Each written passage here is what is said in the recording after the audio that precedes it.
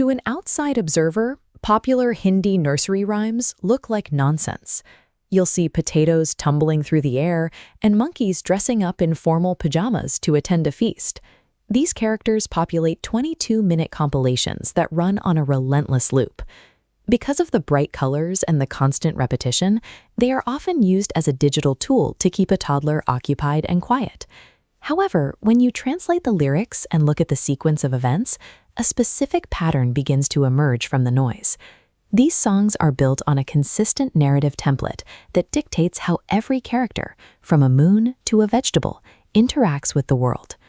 These rhymes are not random. They follow a predictable three-part story arc that repeats across different characters and scenarios. The cycle begins with a whimsical setup to establish the scene. This is followed by a sudden micro-trauma, which is then resolved by a moment of restorative comfort. This loop allows a child to observe a conflict and its resolution within a safe, melodic environment. The first stage of the cycle uses anthropomorphism to make the story approachable. By giving human traits to animals and objects, the rhyme creates an immediate connection with the viewer.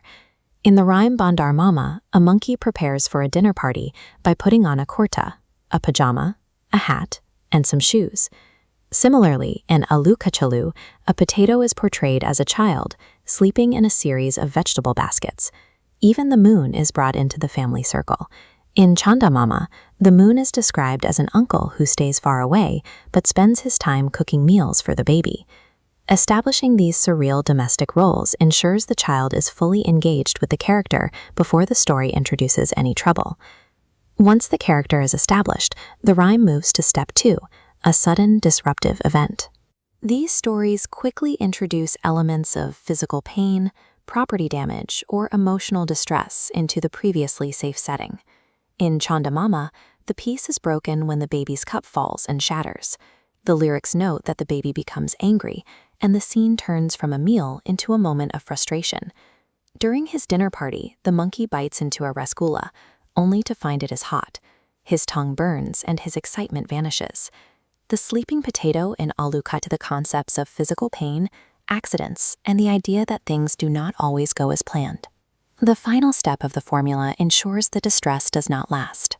The narrative architecture provides an immediate resolution to the problem. Each trauma has a specific answer.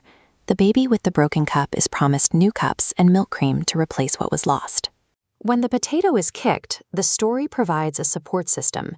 His mother offers love, his father gives him money, and his brother gives him sweets until he is dancing again. Other rhymes introduce external figures of authority to fix the situation. A doctor arrives to treat injured potatoes, and when a peacock is stolen, the police and the jungle government intervene to put the thieves in jail.